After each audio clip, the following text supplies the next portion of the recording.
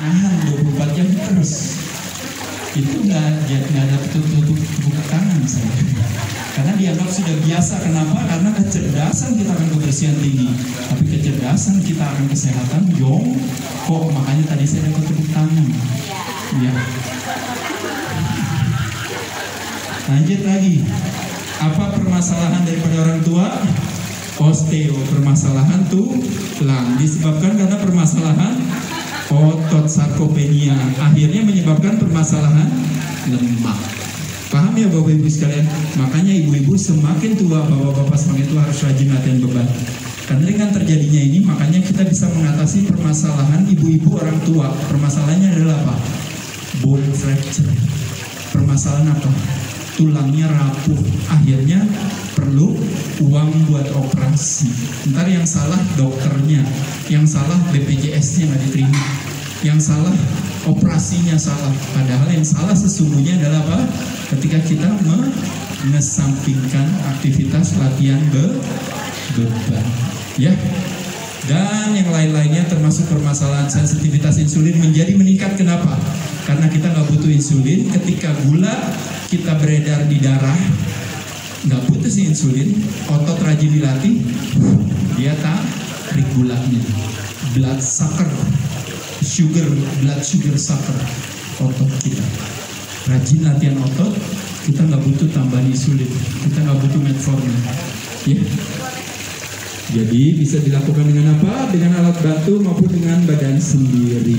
Ya, kalau di fitness center adalah tempat pusat kebugaran, sumber daya alatnya lengkap banget. Makanya kenapa bapak-bapak, ibu-ibu tinggal pilih yang mana aja. Mas Ade, alat ini bagus gak? Bagus. Ini bagus gak? Bagus. Ini boleh buat cewek? Boleh. Ini buat cowok? Boleh. Buat siapa aja, nggak ada masalah. Alat nggak ada yang khusus buat cewek, nggak ada. Ini dumbbell ini buat cewek, nggak ada. Cuma di sini ada alat yang khusus buat cewek, dumbbell warna merah, itu buat cewek ya. Saya belum lihat ada cowok yang pakai dumbbell warna merah ya. Cuma tadi saya jadi pakai dumbbell warna merah gara-gara syuting sama Trans 7 ya. Tadi jadi pakai dumbbell warna merah ya. Oke, lanjut lagi. Nah, ini salah satu aktivitas yang bisa dilakukan di rumah, yang Bapak Ibu lakukan hanya dengan menggunakan tubuh sendiri. Caranya sederhana, kita mulai lihat, tarik nafas, buang nafas. Tarik nafas, buang nafas, tarik nafas, buang nafas. Tarik nafas, buang nafas, tarik nafas, buang nafas. Itu satu gerakan. Lanjutin lagi mau berapa kali, silakan. Nanti kita bisa bikin ya, mungkin tanggal 6 Mei kita bikin sama-sama lakuin gerakan 108 kali ya, bersama-sama ya. Setuju? Oh enggak. Dulu di Rai Fitness di BK kita lakuin, tapi kita istirahat per 10 istirahat ya.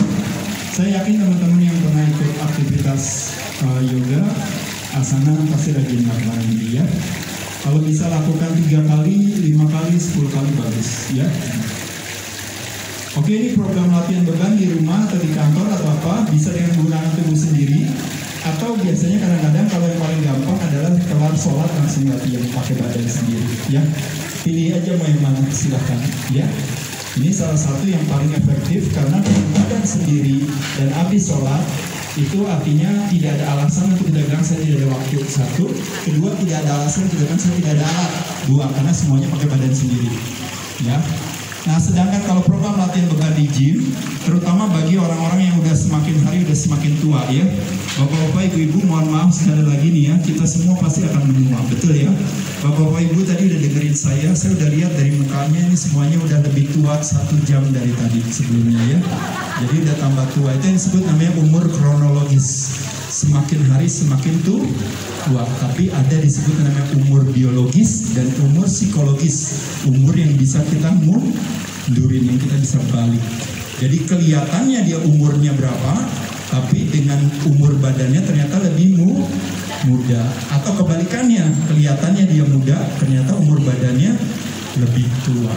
Ya, nanti teman-teman silakan lihat diri sendiri badannya, kira-kira umur biologisnya lebih muda nggak daripada umur kronologisnya. Kalau umur psikologis apa? Umur cara pandang kita dalam melihat hidup kita, opsi cara pandang yang melemahkan lebih banyak yang kita jadikan kekayaan perbendaharaan di kepala kita. cara pandang yang lebih menguatkan hati yang lebih banyak. Nah, kalau yang melemahkan hati lebih banyak, makanya biasanya apa?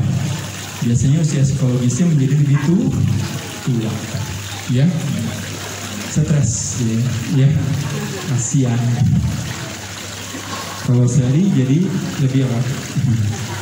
Lanjut lagi teman-teman sekalian, ini adalah program latihan di gym. Fokusnya compound 70%, isolation 30%. Siapa yang tahu compound dan isolation apa?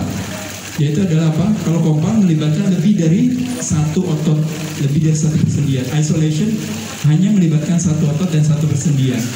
Kalau squat, leg press, namanya kalau isolation apa? Leg extension, leg curl. Ya, paham ya, Bapak Ibu sekalian ya? Oke, 1-2 kali per minggu per body part, minimal per body part harus dilatih minimal 1 kali. Jadi jangan senangnya saya kaki aja, tangannya nggak pernah dilatih. Senangnya tangan aja, kakinya nggak pernah dilatih. Dadanya nggak pernah dilatih karena saya wanita, saya takut nanti kalau latihan nanti payudara saya kecil. Tidak dari sana, ya. Jadi santai aja, nggak apa-apa ya, teman-teman sekalian. Justru kalau kita kadang-kadang makan lemak banyak, otomatis biasanya kadang-kadang dada kita jadi lebih besar. Ya, begitu kita diet otomatis jadi lebih kecil karena itu hubungannya dengan kadar lemak ya. Selain itu juga minimal, katanya ini cuma minimal ya, kita ngomongin 9 set per minggu. Sebenarnya ini terlalu kecil sekali karena teman-teman latihan aja satu gerakan aja 3 set, teman-teman pindah ke tempat lain. Nah, ini mungkin penjelasannya lebih kepada buat orang awam sih ya, yang nggak pernah latihan ya. 6-12 repetisi artinya apa teman-teman sekalian? Kalau 6 kali aja susah, berarti bebannya terlalu berat. Kalau 12 kali aja nih gampang, berarti bebannya boleh ditambah. Paham ya? Sesederhana itu. Lanjut lagi prinsip latihan beban. Kalau bisa fokus ke compound tadi udah. 2, tempo gerakannya. Jadi buang nafas pada saat bagian terberat, tarik nafas pada saat bagian ringan. Buang. 1 repetisi kira-kira sekitar 4-5 detik. Artinya 1 detik di puncak gerakan, waktu narik, tahan di puncak gerakan 1 detik, turun 1-2 detik. Tahan, turun 1-2 detik. Dari 1 gerakan kurang lebih ini. Jangan cuma 1 detik kena. Apa bedanya ngangkat 1 detik sama ngangkat 4 detik? Beratan yang mana? Yang pertama apa yang kedua? Kenapa beratan yang kedua? Karena time under tensionnya lebih panjang. Stres yang diterima otot, tekanan yang diterima otot, durasinya lebih panjang atau lebih pendek? Lebih panjang, 4 detik. Nah, jadi jangan buru-buru. Dorong, turun, dorong, turun, oke ya. Termasuk juga ini gerakannya sama tadi semua ya, negatifnya dikontrol ya. Dan terakhir isolation boleh gak sebagai penutup, nggak ada masalah, atau sebagai pembuka nggak ada masalah juga. Keuntungan dari punya otot adalah toleransi terhadap gula menjadi lebih meningkat, sensitivitas terhadap insulin. Bapak-bapak ibu sekalian, ini yang jadi permasalahan daripada resistensi insulin. Usia 20 tahun masuk ke usia 40 tahun, katanya ini kita bicara fungsi ya. Fungsi itu artinya terjadi ketika 1-3% fungsi kita menurun kalau terjadi 1% pengurangan massa otot. Nah, jadi kalau membayangkan 30 tahun, 31, 35, 40 tahun, dari 30 ke 40 berarti 10, dari 30 ke 35 berarti 35, dari 30 ke 60 berarti 30% kehilangan massa otot, berarti setara dengan hampir di atas 75% kehilangan fungsi kalau nggak rajin latihan beban. Makanya harus rajin latihan beban ya. Jadi sekali lagi, ini yang namanya triad sarkopenia, triad osteopenia, triad obesity. Ketika obesity terjadi, sindrom X hadir. Jadi kesimpulan faktanya daripada kita punya otot, kalau kita tidak gunakan, maka kita akan kehilangan. Sama kayak otak, nggak digunakan pasti akan tumpul. Ya, lanjut lagi di sini, rajin latihan beban akan apa? Akan mencegah terjadinya size otot kita berkurang dan juga kekuatan kita berkurang. Makanya ketika sekarang ini orang tua banyak di rumah nggak ngapa-ngapain, kan kita berharap tidak mengalami keterjangkitan. Tapi ketika kita melakukan pendiam ketegaman terhadap badan kita, nggak gerak, pada saat itulah terjadi yang namanya atrofi. Nah, atrofi itulah terjadinya yang namanya losing strength and size itu, yang akhirnya signalnya menjadi berkurang gara-gara movementnya ikutan kurang. Nah, pada saat itulah akhirnya terjadi apa? Fungsi otak yang menurun. Makanya kebanyakan orang tua kita hari ini, kalau nggak seperti Ibu Betty dan kawan-kawan rajin kesini, apa yang terjadi? Mereka sekarang di tahun 2020 masuk ke 2023 pelan-pelan mulai mulai demensia. Betul ya, fisiknya padahal masih kuat, tapi pikirannya udah makin kurang. Ya, karena di rumah biasanya larinya ke apa? Fooding, resistance insulin, smoking, saluran pernafasan, drinking, fatty liver disease, atau medicating yang paling sering, makan obat stres, makan obat tidur, dan sebagainya. Ya. Oke, dan yang terakhir adalah akan meningkatkan kecerdasan tubuh kita. Tadi autofagi dan mitofagi, itu mitokondria kita juga akan jadi lebih bagus kalau kita berpuasa dan latihan beban. Jadi sekali lagi Bapak Ibu sekalian, kita lihat di sini otot dan tulang kita hidup dari digunakan, nggak digunakan hilang.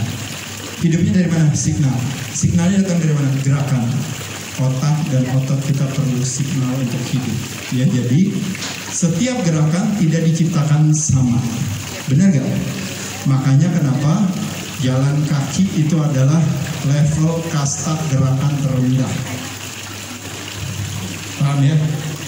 Lebih baik jalan kaki apa jalannya lebih cepat? Lebih berat gak? Lebih berat. Signalnya berarti lebih tinggi. Kalau berlari jadi lebih berat gak? Lebih berat. Signalnya lebih tinggi. Kalau berlari sambil dorong mobil lebih berat ya?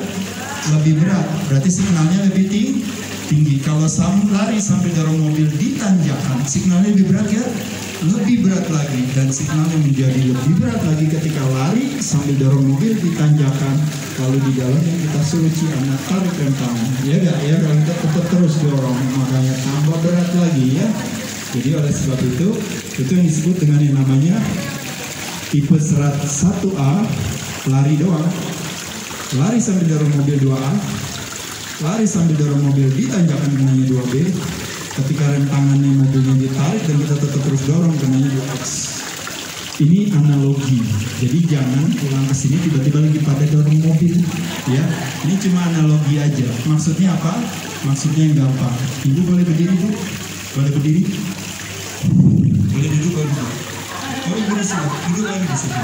Duduk di sini. Ya, cuma suruh duduk dan berdiri. Oke, duduk. Ya, berdiri lagi, Bu. Duduk lagi. Ya, berdiri lagi, Bu. Duduk lagi. Berdiri lagi, Bu. Duduk lagi. Nah, apa yang dilakukan oleh ibu yaitu adalah namanya squat, latihan perencanaan otot kaki kita yang kena muscle fibernya tipe berapa? 2A. Mau gak saya kena yang tipe 2B nya? Caranya gimana? Dengan gerakan yang sama, yaitu adalah apa? Bukan membayangkan ibu waktu naik ke atas, bukan membayangkan mengangkat bokong ibu dari bangku ke atas, tapi pada saat ibu naik ke atas, ibu membayangkan lantai ini ibu tekan. Kita mulai coba. Begitu naik Bu, tekan lantainya. Begitu naik, jadi pas naik tekan lantainya. Naik tekan lantainya. Ya, jangan buru-buru. Iya, jadi kalau buru-buru kan lebih ringan.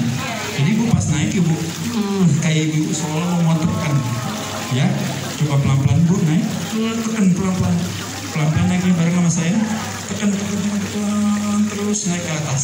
Iya. Nah, pas turun juga kita bayangin kita tekan juga lantainya, tekan lagi. Lepas naik kita tekan lagi, Bu, tekan pelan rasain lagi. Pas turun kita tekan lagi, pelan rasain lagi. Nah, pertanyaan saya, kalau kita coba konsentrasi dengan kita rasain otot kita seperti itu, maka yang terkena adalah signalnya menjadi lebih naik kelasnya dari 2A jadi 2B. Tapi itu kalau ceritanya ibu cuma bisanya pakai badan. Tapi belum ibu cerita sih seperti apa? Pakai bebannya di tangan. Itu namanya progressive overload, ibu nambah. Karena ibu bisa bikin dari 2A menjadi 2B. Artinya apa? Signalnya naik lagi persentasenya. Gitu ya Bu ya. Kalau ibu mau nambah lebih lagi, bisa lagi kita suruh Ci Sally atau di sini Mbak Lulu, suruh ditaruh di belakangnya ibu ya, gendongan di sini, ibunya naik ya sambil ngangkat anak muda gitu ya. Lebih sini tinggi lagi bu, cuman jangan lakuin itu bu. Nggak perlu sampai situ ya, kira-kira itu. Boleh tepuk tangan dulu dong buat ibu Betty. Jadi Bapak Ibu sekalian, yang terakhir strateginya adalah istirahatnya cukup, karena hubungannya dengan apa? Bapak Ibu, hubungannya dengan kalau malam balik lagi, makanya kenapa butuh jadwal, durasi, lokasi, situasi yang bersih, yang gelap dan sebagainya. Termasuk juga kita tidak terpapar dengan namanya toxicity secara energetik. Yang paling sering yang membahayakan kadang-kadang handphone dimatiin pada saat tidur. Maka kita bisa merilis si melatonin. Karena melatonin dan kortisol dia ibarat seperti yang namanya ayunan itu ya. Jadi kortisolnya naik, melatoninnya turun, dan bisa tidur. Kortisolnya turun, melatoninnya naik, kita bisa tidur. Ya, betul juga. Tergantung sih, kadang-kadang orang TV malah dijadikan sebagai nonton, habis itu dia ketiduran, kecapean. Cuma mungkin biasanya kayak gitu jadi nggak sehat sebenarnya ya. Baik, dan terakhir ini mindsetnya Bapak Ibu sekalian, ini sekali lagi semakin usia kita semakin meningkat, Bu, Bapak-bapak sekalian, berarti geraknya harus semakin lebih banyak. Kedua, latihan bebannya harus ditingkatkan. Jangan takut sama proteinnya ditambah, edukasinya ditambah, supaya terjadi apa? Supaya terjadi pemahaman. Dengan kita pola hidupnya sehat, berarti ketergantungan terhadap obat, terhadap banyak hal menjadi lebih berkurang. Semakin tua, kita bersyukur tinggal di Jawa Barat, kita dekat dengan alam. Alam adalah ekstensi kepanjangan kita, kita adalah produk daripada alam. Dan terakhir adalah, yaitu adalah salah satu warisan budaya Indonesia yang juga warisan tersebut ternyata kita rasakan pada saat di musim infeksi kemarin, yaitu adalah sebuah keikhlasan bahwa panjang umur bukan karena badannya paling kuat, tapi orang yang panjang umur karena orang yang paling bijaksana terhadap dirinya. Nah, kebijaksanaan di Indonesia kadang-kadang disebut yang namanya memiliki sebuah keikhlasan. Ketika kita tidak ikhlas dan ketika kita ikhlas, maka perasaannya berbeda. Yang satu perlawanan hati mengarahkan kita pada sakit, yang satu pertemanan hati mengarahkan kita pada sehat. Ketika kita tidak ikhlas terhadap ketidakpastian akan masa depan, maka yang terjadi adalah ketakutan. Tapi ketika kita ikhlas, apa yang terjadi teman-teman? Yang terjadi adalah petualangan. Di sini feelingnya dekat dengan pertemanan hati, di sini feelingnya dekat dengan perlawanan hati. Ketika kita tidak ikhlas terhadap orang yang sengaja atau tidak sengaja menyakiti hati kita, maka yang terjadi adalah kebencian. Tapi ketika kita ikhlas, yang terjadi adalah pemaafan. Definisi kebencian adalah apa, Bu? Ibarat minum racun tikus, biar mampus loh. Jadi ibarat minum racun tikus, kita minum, habis kita biar mampus loh. Berharap yang mati orang lain. Tapi yang mati siapa, Bu? Karena kita ingin racun tikusnya. Jadi jangan memendam rasa benci soal gitu ya. Kalau kena, udah cuekin aja lah. Kalau teman-teman di sini ngapain? Refresh aja udah ya. Gitu ya, gampang ya. Ketika kita tidak ikhlas terhadap orang yang berbuat lebih baik dari kita, kita akhirnya apa? Iri, bahasa Inggrisnya jealousy. Tapi ketika kita ikhlas, apa yang terjadi? Motivasi, jadi semangat, jadi sehat.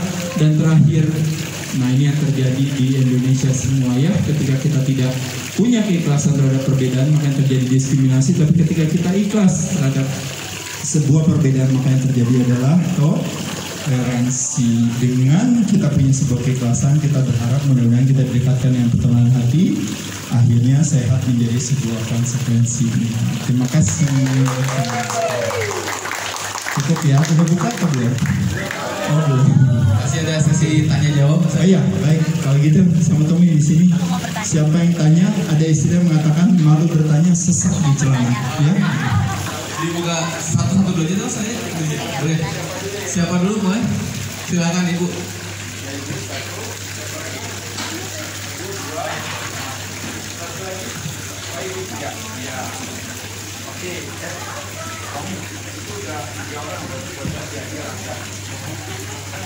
Assalamualaikum Pak Made.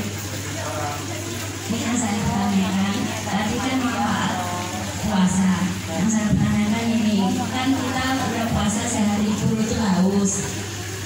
Yang saya ingin berbuka puasa itu yang misalnya es atau kuning-kuningan itu, jadi pengen kan haus seharian puasa, dan kita ini yang didahului itu es gitu.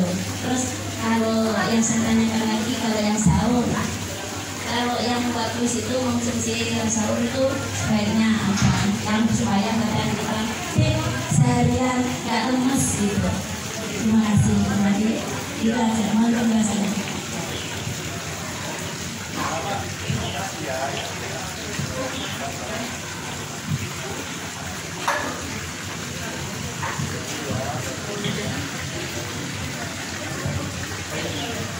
Baik, terima kasih Ibu ya. Jadi tadi kalau ditanya benar loh, pas buka kan kepengen ya otomatis. Sebenarnya salah bukan ininya. Boleh nggak saya minum air dingin kan berarti nggak masalah. Cuma masalah adalah kita memasukkan gula di air dingin atau sirupnya. Nah pertanyaannya adalah kalau bukannya nggak boleh kan gula darah kita udah ngedrop Mas Ade. Bukankah saya boleh dong masuk gula, nggak salah juga, boleh juga. Cuma konsekuensinya cuma satu, ketika kita memulai buka dengan yang manis-manis. Konsekuensinya satu, yaitu adalah apa? Siapa yang tahu? Siapa yang tahu teman-teman sekalian? Betul sekali. Itu disebut namanya roller coaster energi. Yaitu begitu kita makan dimulai dengan gula, berarti gula darah kita naik gak? Naik ke atas. Begitu gula naik ke atas, berarti siapa kita menggunakan siapa? Insulin untuk ngapain? Turunin. Begitu turun, berarti kita lapar lagi, makan lagi. Diturunin lagi. Lapar lagi. Turunin lagi, apalagi itu yang menjadi tantangan. Makanya kenapa orang bilang begitu saya buka tiba-tiba sih nggak bisa berhenti untuk tidak makan, karena kita mulainya dengan gula. Nah jadi gimana siasatnya? Boleh nggak tetap makan gulanya? Boleh Ibu, tapi Ibu siasatin. Yaitu adalah dengan cara apa? Kita tahan laju gula supaya tidak terjadi insulin spike. Dengan cara apa? Gulanya bukan di depan, tapi gulanya di belakang. Kita makan lauknya dulu. Itu kan ada ayam kan, ayam, ada lalapannya kan, ya. Ibu jualannya apa Bu? Ayam apa? Ayam kalasan. Boleh tepuk tangan dulu dong ya. Ibu jualan ayam kalasan, tapi jualannya di Cideng ya Bu ya, bukan di Bandung. Nanti kalau ke Jakarta teman-teman, ini boleh mampir ya ke situ ya. Nah jadi makannya si ayamnya dulu sama si apanya, si lalapnya. Habis itu nanti masukin nasi, nanti makan minum yang bisa membawa manis apa. Jadi it's not carbo first, tapi carboless. Baru ngomongin carbo first, carboless sama Mbak Naomi dikasih carbo first.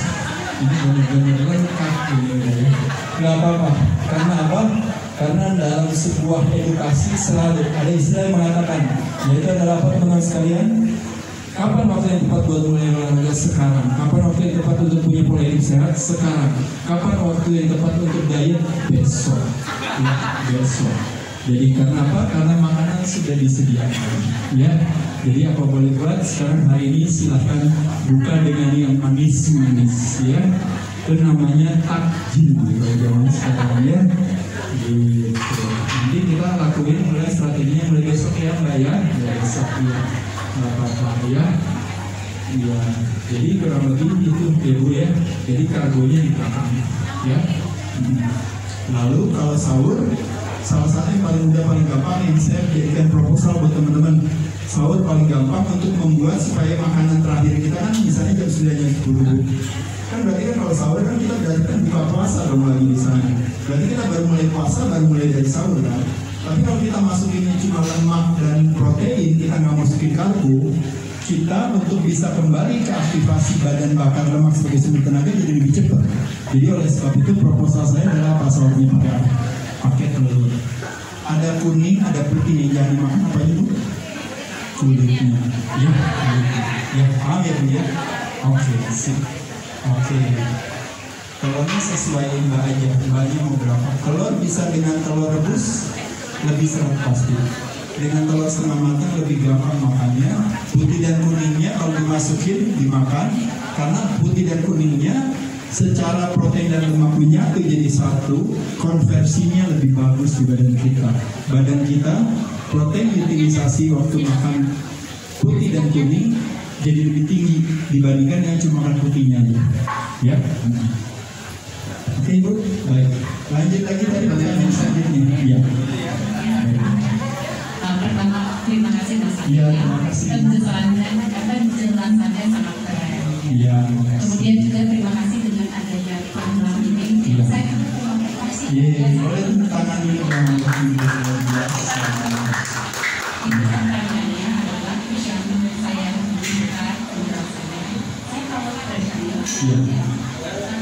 Kalau yang muda saya kecil. Kecil, betul. Iya. Tapi yang bebannya kecil. Iya. Saya merasa nggak bisa kerja. Betul. Betul. Mana yang lebih baik? Dua-duanya nggak masalah. Jadi intensitas ditentukan oleh apa, Bapak Ibu sekalian? Satu ditentukan oleh speed, berarti kecepatan. Dua, intensitas ditentukan oleh apa? Intensitas ditentukan oleh beban, berarti tingkat kesulitannya. Nah, kalau gerakannya kecil atau gerakannya lebih besar pasti lebih berat. Tadi elevasinya lurus sama elevasi yang lebih tinggi lebih berat. Bebannya yang ringan tadi sama bebannya diberatin menjadi lebih berat. Itu namanya amplitude. Itu artinya dari kecil ke bayang gitu. Berarti juga atau juga bisa intensitas juga ditentukan oleh beban. Dalam hal ini yaitu kalau latihan beban, ikatan bebannya, load beban. Ya, nah, bagus. Dan itu justru strateginya tepat. Karena ingat sekali Bapak Ibu sekalian, badan mitokondria kita akan menggunakan makanan dimasuki ke dapur sel untuk dijadikan energi, dipecah menjadi energi, membutuhkan satu persyaratan. Syaratnya adalah oksigen. Jadi kalau ibu terlalu cepat sehingga ngos-ngosan tidak akan makan makan.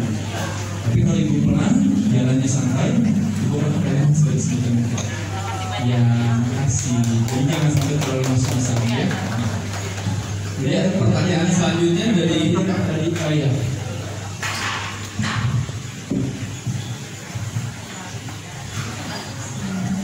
Makasih Ya, makasih Mbak. Jadi, Mas, aku tuh punya penyakit kolesterol dari muda.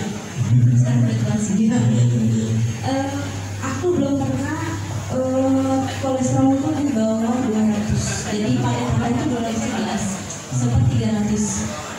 Jadi ini Mas, apa yang efektif untuk menurunkan? Sementara ini aku minum obat kolesterol. Jadi apa yang efektif untuk menurunkan supaya saya bisa lepas dari obat juga gitu Mas? Baik secara makan maupun olahraga. Selama ini olahraga kayaknya yang membutuhkan gitu masih gitu Mas. Terima kasih Mas. Ya, makasih. Ibu pernah nonton YouTube sering ya. Ibu pernah nggak punya keywordnya adalah dunia darah terus kolesterol? Pernah diklik ya? Nanti diklik ya. Nah, ya dunia darah terus kolesterol ya. Itu salah satu yang saya mau bahas di sana gitu. Sehingga nanti itu penjelasannya adalah setengah jam saya di situ ngomongin soal kolesterol. Nanti boleh cek di sana ya.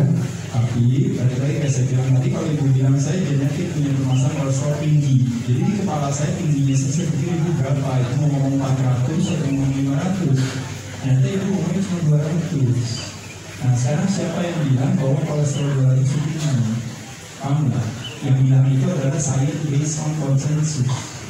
It's not science based on method.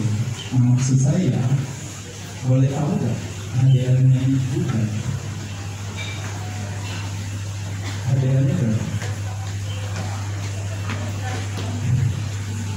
Nggak mungkin 120 kan tadi kan intinya 211 kan, berarti HDL-nya nanti dicek ya. Dari tahu rumusnya saya cuma mau bilang selama HDL-nya itu sepertiga dari jumlah total kolesterolnya, berarti sebenarnya ada masalah ya. Jadi nanti dicek aja di sana ya. Makanya kenapa ada orang yang bilang, Mas Ade, saya kolesterolnya 280 tapi HDL saya 90. Itu tidak masalah. Cuma masalahnya menjadi besar ketika sekarang ini terjadi sebuah konsensus bahwa kalau di atas 200 berarti dianggap kolesterolnya tinggi. Padahal kolesterol adalah sesuatu yang normal. Permasalahannya bukan di kolesterol, permasalahannya di inflamasi. Jadi apa yang kita perbuat sehingga kolesterol saya jadi tinggi?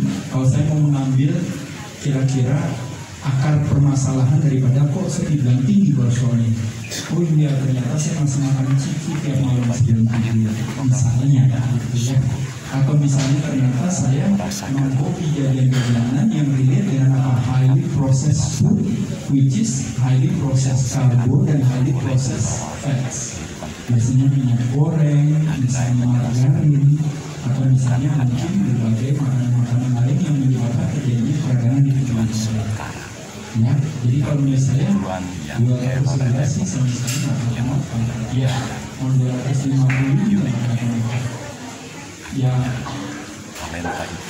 Iya, nanti itu saat ya balik lagi ya, nanti kalau saya ngomongin soal medis, saya tidak dalam kapasitas nanti saya ya, tapi saya cuma bilang secara umum aja, ibu mesti lihat karena kebutuhan obat itu adalah kebutuhan koneksi.